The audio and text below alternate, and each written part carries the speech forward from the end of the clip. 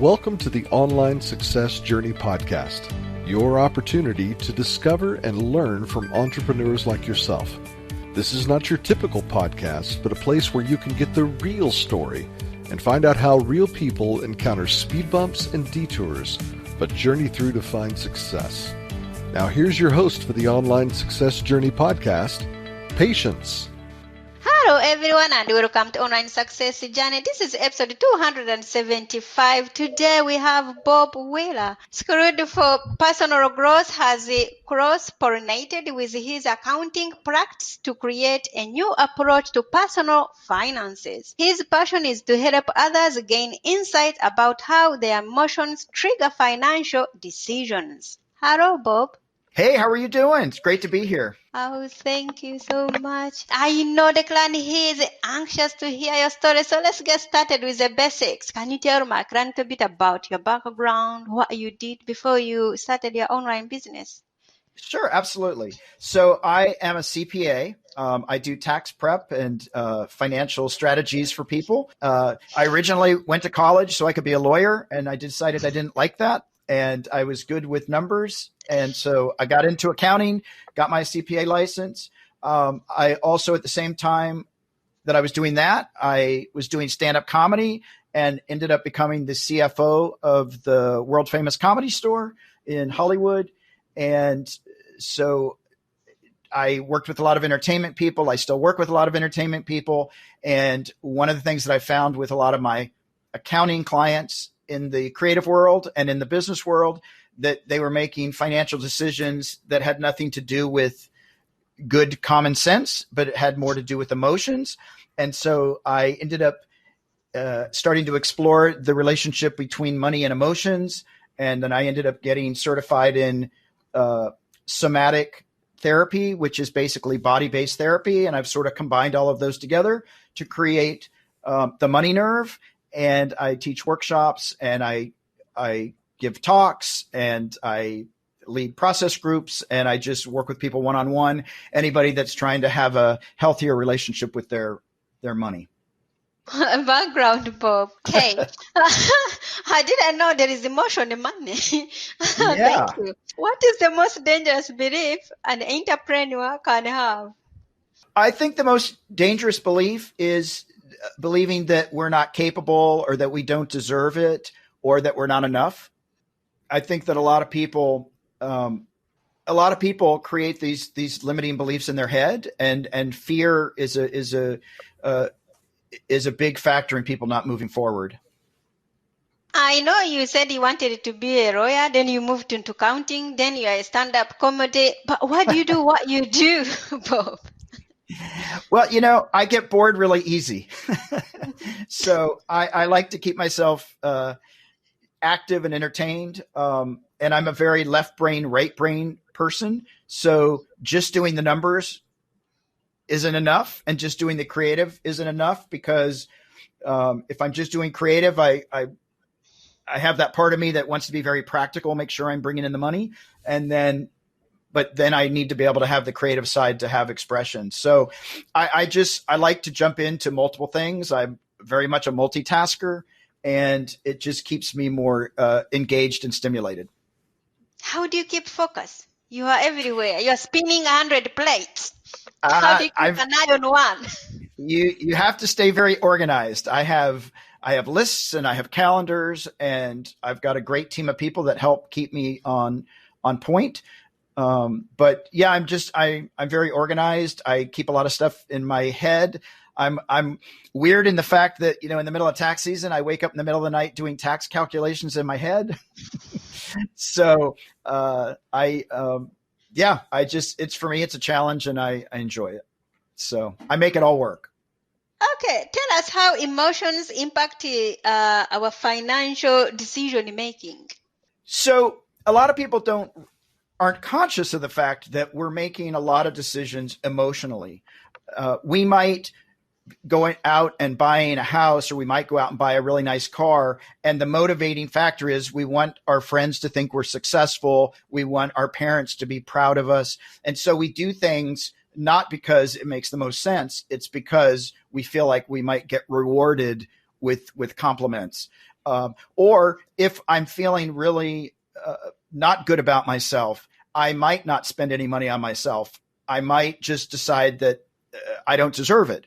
Or if I've grown up in a scarcity mentality, somebody that grew up in the Depression, and there are still people that live with that mentality of, I'm going to run out of money. And so I don't spend any money out of fear, or I buy lots of things and I hoard it because something bad's going to happen down the pike. And so our emotions play a very strong part of how we spend our money, what we buy.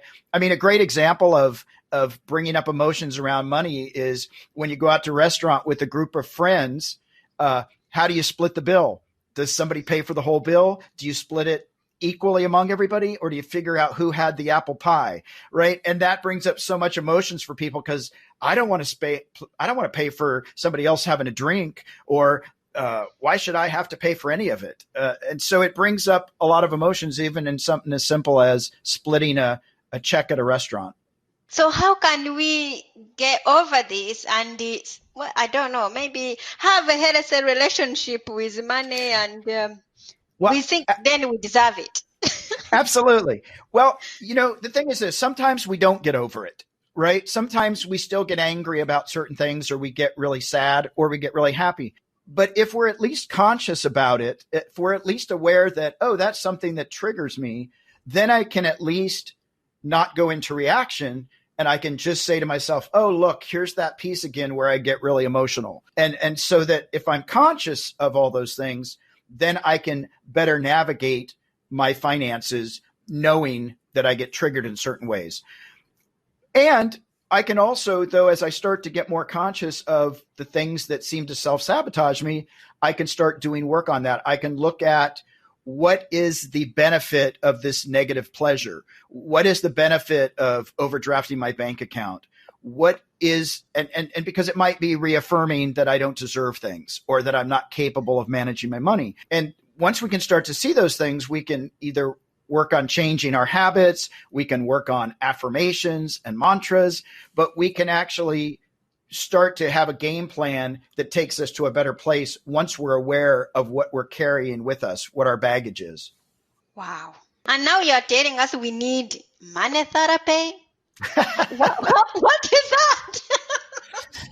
Well, here's the thing. I have a lot of clients come to me that are very, they're very successful, all walks of life, and they'll still continue to make decisions that don't actually serve their business. And so for me, money therapy is really starting to look at the history. What did I learn from my parents? What did they do, even if they didn't speak it? When I grew up in school, was I the rich kid? Was I the poor kid? Was I on the lunch program? What were the values that I started picking up early on that told me that I deserved, or I didn't deserve, or that everybody else always gets ahead and I don't? And so the money therapy is really starting to get familiar with our personal story from an early age, what we learned in school. If we grew up in a religious community, what did they teach us? And all of those different social factors that played a part in who we are. And then we can start to look at, do I want to have more money? Or if I don't, why not? And what's holding me back? Is it my fear? Is it my anxiety? How do I get support? And so it's really, money therapy helps us to develop a healthier relationship with money. Let's put money aside, because you've been in business for a long time. How do you know you are successful? Well, I think that's an internal clock that a lot of us always think we're not. And we're running that hamster wheel. We're running around trying to get more successful. For me, the fact that I'm alive and breathing, I've got a roof over my head, I've got amazing friends and family. For me, that's successful. It's not a dollar amount. I used to think that I had to have all these accomplishments. And if I got to 100 amazing accomplishments, everybody would see how valuable and successful I was. What I've learned is, for myself, is that it's really not about that. It's really about the journey. And it's really about, am I having fun? Am I having engaged, sustainable relationships? Am I in authentic connection with people? Am I traveling? Am I having amazing experiences? Or even if I'm just going to the the local county fair? Am I still having an amazing experience? Am I coming from a place, for me, coming from a place of gratitude and learning to be much more humble, for me is what I define as success, at least for myself. You mentioned that you traveled in Africa. Something happened around and it changed your belief about money. What happened in Africa? Yeah. So this is a big change for me. Was the first time I went to Africa, and I've been a couple of times since. I love Africa, but the first time I went to Africa. Sorry to cut you off, because when you say Africa, Africa is big. So where exactly were you in this Africa continent? So I've been in different places. So the first time I was in Tanzania and Kenya and Zanzibar, which is a part of Tanzania. The last time I was in Zimbabwe and Botswana. But when I was in Tanzania, the first time, the average income there was about $100 a year per person. And that's not a lot of money. And I was still in that mindset of, you got to drive a nice car, you got to have a nice house, you got to have all these things going on. And when I was there, what I noticed was, even though from my perspective, they seemed to be in poverty. They didn't have nice houses. They were living in huts. They didn't have cars. They didn't have all these material things. They were incredibly happy. They were incredibly grateful.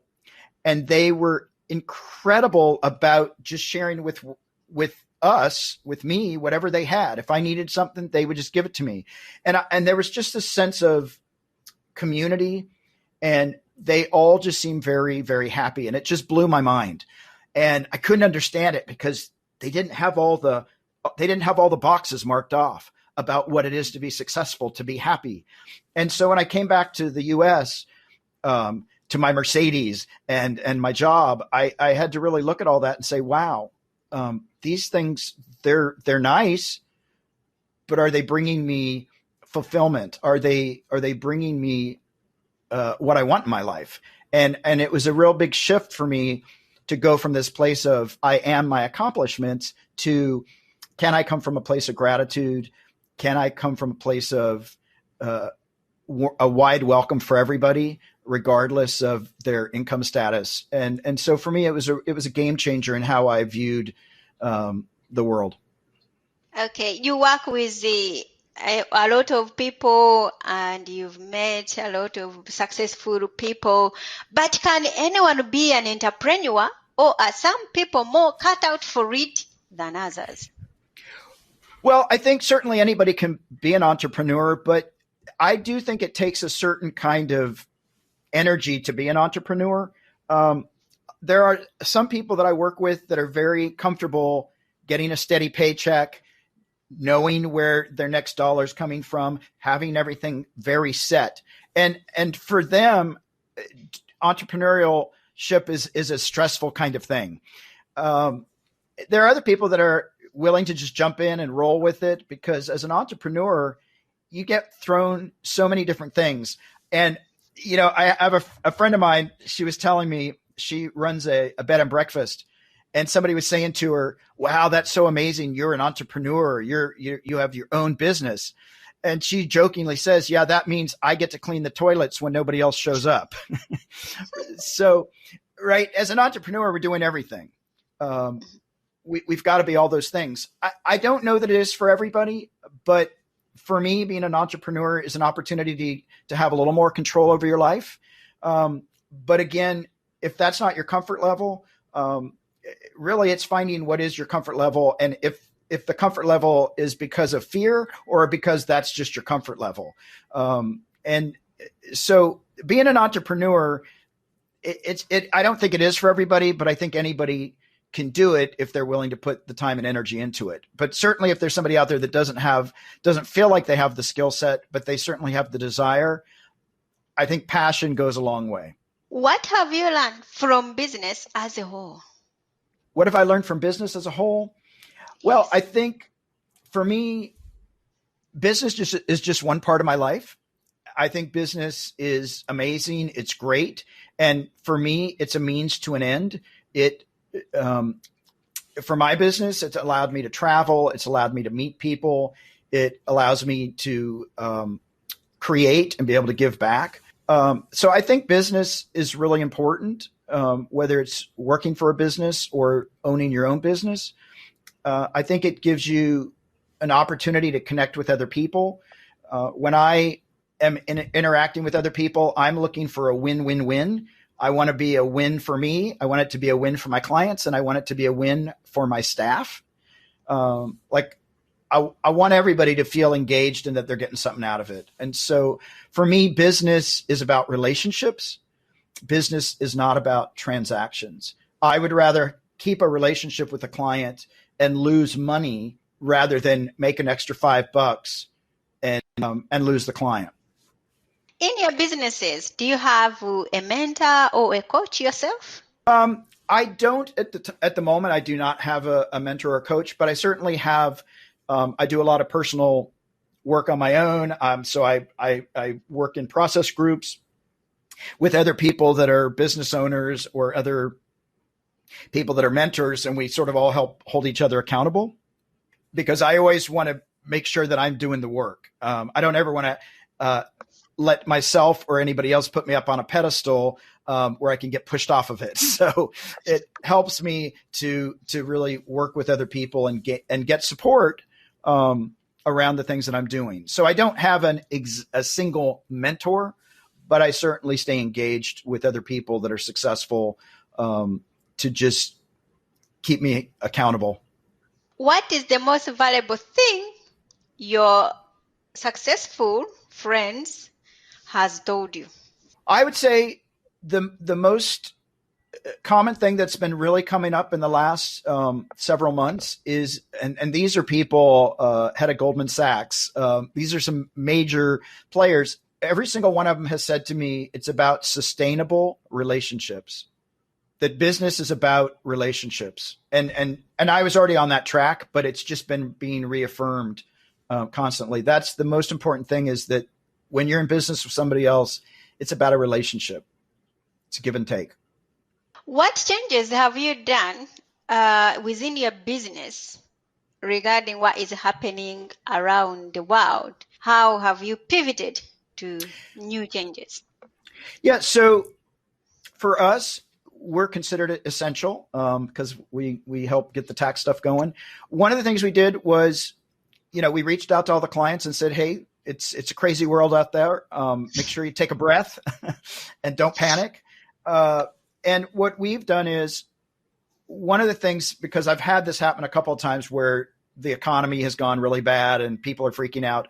And in the past, I suffered financially because people didn't have the money to pay me, and I hadn't planned for that. So when this all happened this time around, I talked to my partner and I said, listen, I've been through this before. We need to make sure we've got all of our old bills current. If anybody owes us money, we need to get all that collected.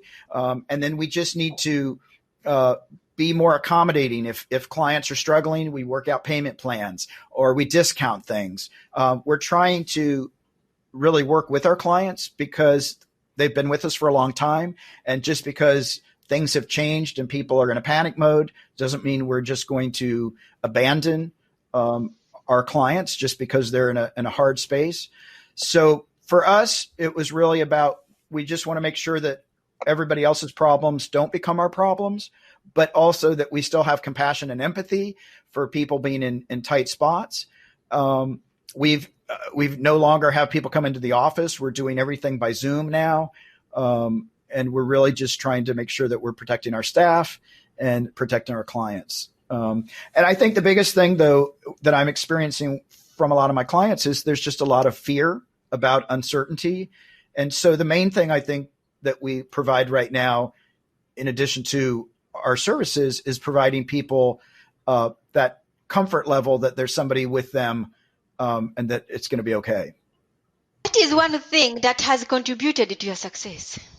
I think one of the things that's contributed is my willingness to engage with my clients and actually hear what they have to say, and also know that I don't know everything, so that I'm willing to, I'm really open and curious about what's going on for other people, and a willingness to engage in difficult conversations that other people might just say, oh, I don't want to talk about that, and leave. I sit with clients and I say, wait, what's going on? What's happening for you? And so I think it goes back to that relational piece, that I actually care about my clients. It's not as important that I make a quick buck, but I actually care about the client's well-being. What is one thing no one knows about you? What is one thing nobody knows about me? It's a pretty open book. Probably something that a lot of people don't know is that I did kickboxing for a while. I did a lot of martial arts. And that came because I'm a small guy, and in my past, I was very not confident in interactions, or always living in fear. And my therapist said, go take some kickboxing and start getting your power back. And I did. And that was it was really incredible journey of getting in and sparring with people that are much bigger than me, and coming out alive. Wow. What inspired you to go and climb Mount Kilimanjaro? Well, the funny thing is, maybe not so much now, but when I used to travel, I used to try and make it efficient so that I had to do something that I accomplished something and had fun. And I was into running, and I had already run a couple of marathons, and my friend said, hey, let's go to Africa and let's climb Kilimanjaro and we can run this marathon. And I'm like, oh, okay, cool. I can do a practical thing. I can run a marathon, which I don't know how practical that is, but it felt practical. And I love hiking, and, Kilimanjaro is just one of those things. Hiking to those high places, base camp, Mount Everest, things like that. Those are all mental exercises. It's less about how skilled you are and more about your mental ability to stay the course. How long did it take you to reach on top of Mount Kilimanjaro? I think I believe it took us 4 days, might have been 4 or 5 days to get to the top. And then coming back is really easy, but going up is a little rough. And we all experienced a little bit of altitude sickness. It was a little rough. It was a little rough. Wow. What grounds you? What grounds me? Being out in nature, being near a river or a creek.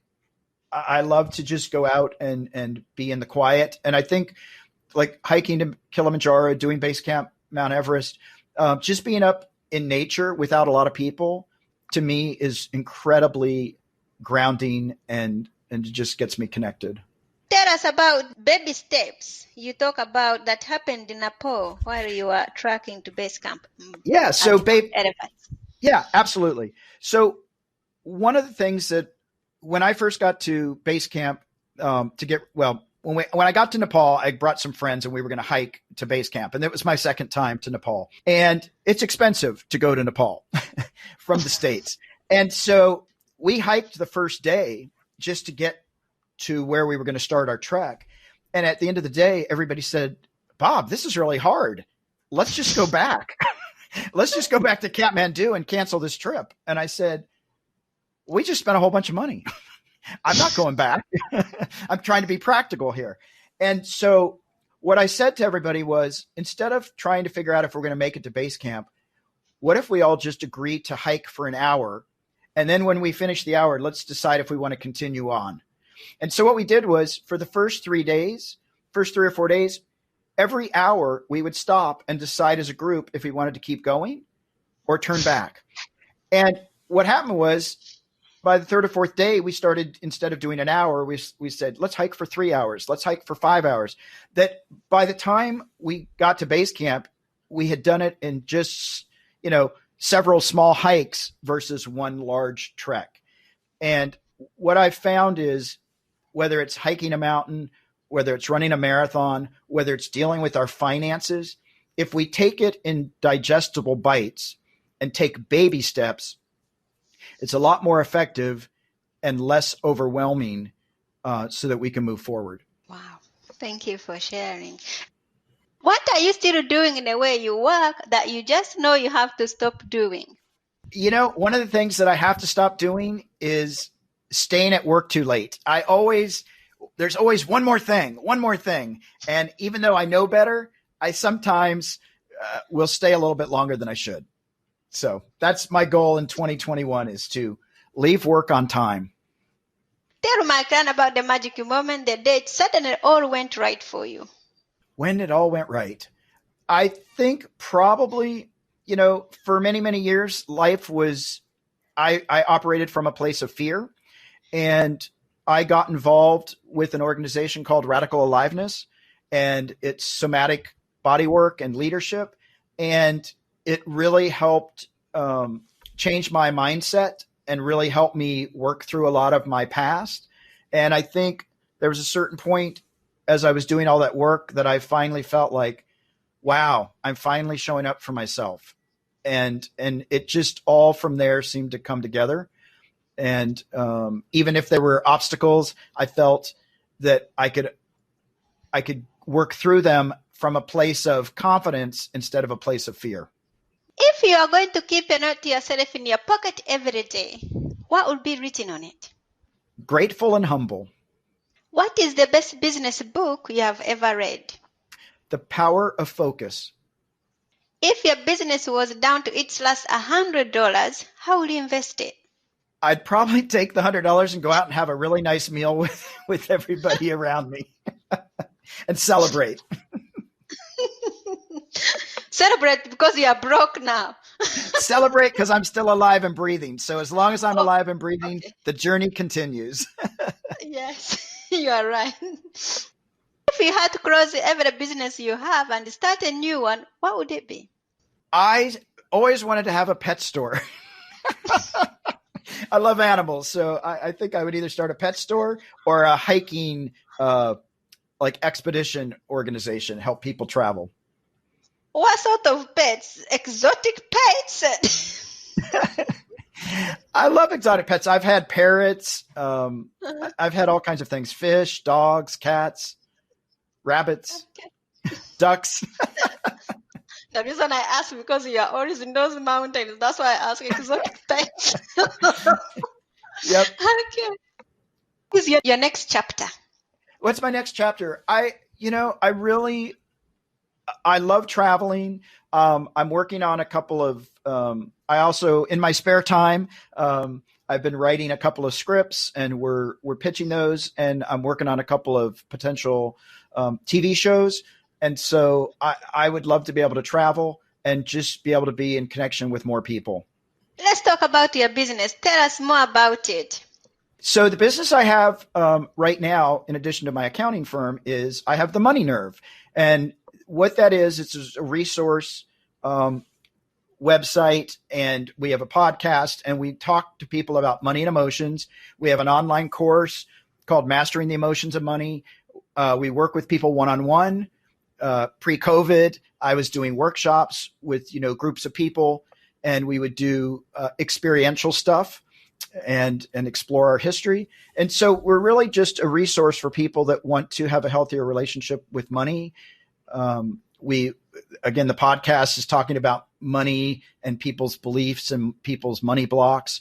And so we try to have all these different resources so people can start to look at that and say, oh, that's me, or, oh, that used to be me, or, oh, here's something I can do to have a different relationship with my money. Where can we find you and how can we join? Absolutely. It's the Money Nerve, NERVE, nerve, not nerd. And it's themoneynerve.com. And you can go on there. You can reach out to me. My email is on there. You can sign up for we have a monthly newsletter. We have blogs. We have different videos, and we have a financial community that you can join and ask other people for support. And we also have an every other week money process group that's open to anybody that wants to come in. And we work on different topics. This year, we're talking about the holidays and expectations. And so we're talking about how that relates to our money, and people are welcome to join that as well. It's all on the website. Wow. Thank you. So, Glenn, if you are listening on one of the many podcasting platforms rather than my website and you are encouraged by Bob's journey, go to onlinesuccessjourney.com for a bonus collection of 277 audio clips. The Online Success Journey is a wonderful membership community built for people searching for the path to success. We are one big clan and you can be part of this community for free. Selected interviews offer members only audio clips from over 250 plus guests' journey, all designed to help you find the right path for your own online success journey. Do you feel like you succeeded or like you're only on the way? Well, I feel successful. I feel like if I had to leave tomorrow, I feel really good about all that I've done. And I want to keep doing as much as I can. For me, I know that it feels really important that I want to have impact. And so I want to keep showing up for as long as I can and connecting with people in ways that, help all of us and serve the universe. Remind us how we can connect with you. You can reach me at themoneynerve, NERVE.com.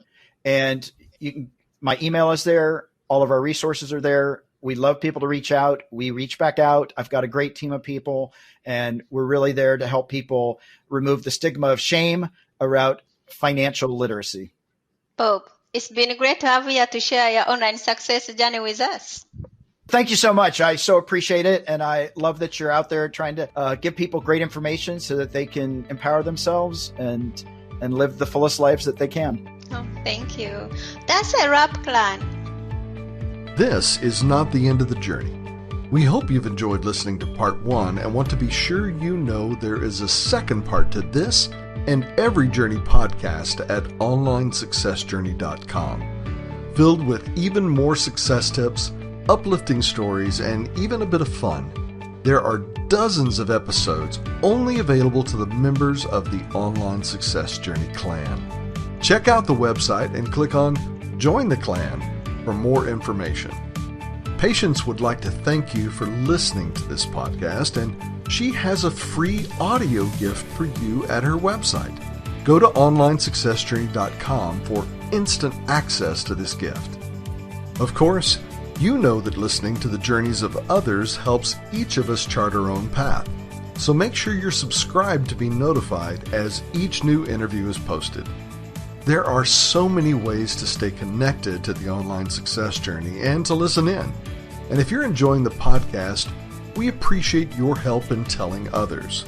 One of the best ways to share the benefit you get is to rate and review it at Stitcher and other sites by clicking the stars or completing the ratings form, by clicking thumbs up and leaving a comment on YouTube, or liking and sharing the podcast on social media. To review the podcast within iTunes, simply open iTunes to the podcast, click on Ratings and Reviews, then write a review. On behalf of Patience, and until next time, thanks once more for listening. It is our hope that this podcast will guide you on your own online success journey.